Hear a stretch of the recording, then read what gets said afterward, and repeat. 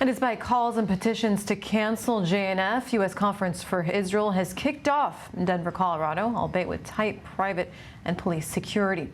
Outside the convention center, hundreds gathered in protest, banged on windows, and waved Palestinian flags.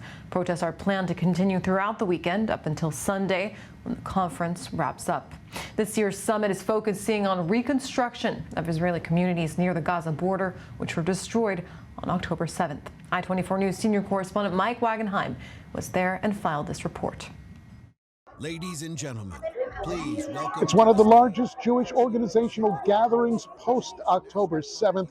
2,500 attendees expected this weekend at the Jewish National Fund USA Summit here in Denver, Colorado. They're talking about everything under the sun, Jewish and Israeli, here this weekend, including Israel's role at the United Nations, the future of Jewish advocacy for Israel amongst high school and college students, and a history of Zionism from the Balfour Declaration to the day after Hamas stops ruling the Gaza Strip. And obviously, circumstances have changed since October the 7th, and the Jewish National Fund adapting to the changing landscape.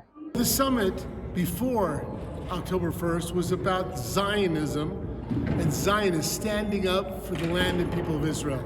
This is the largest group convention happening in the United States of Zionists, pro-Israel, coming together. Since October 7th, obviously the tone has changed, but the message has not.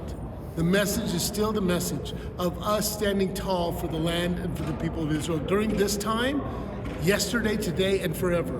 And that's what 2,500 people here in Denver, Colorado is all about.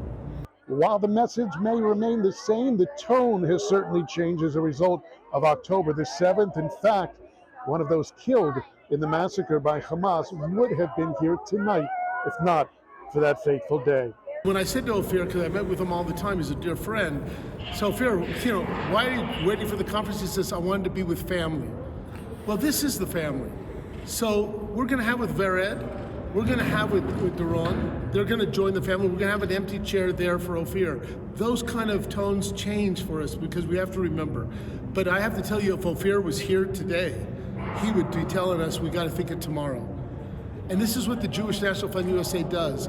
We are working every day since the day of October 7th to today, from everything from providing food and services to over 100,000 evacuees throughout Israel. We're providing from washing machines to places for them to have a roof over their head. But I have to tell you, we're already planning for the next day.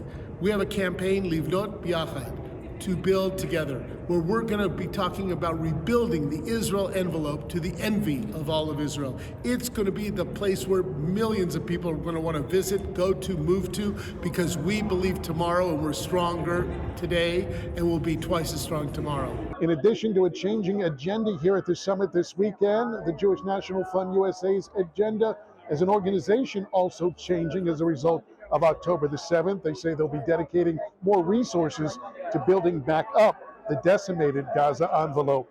It's going to be run by the people who live there because it is their community and they're going to lead our way, but we're going to get them to imagine and dream in their pain, in their circle of pain, but to dream about what could it be. Now, we have built unbelievable projects that are there, from swimming pools to community centers. We built a place called Groove Tech like there's no place like it anywhere in Israel, by the way, in the world. So we were already talking about how to envision tomorrow. But we're going to work with those local people to make sure that we repaint and rebuild and replant.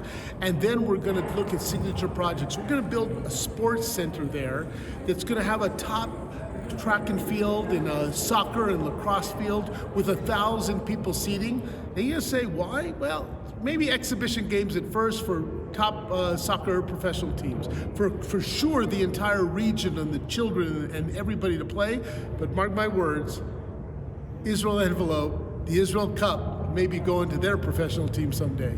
Among those speaking on the opening night here at the summit, Colorado's Jewish Governor, Jared Polis, along with Israel's ambassador to the United Nations, Gilad Erdan. Reporting here from the Jewish National Fund USA Global Conference for Israel in Denver, Colorado, Mike Wagenheim, I24 News.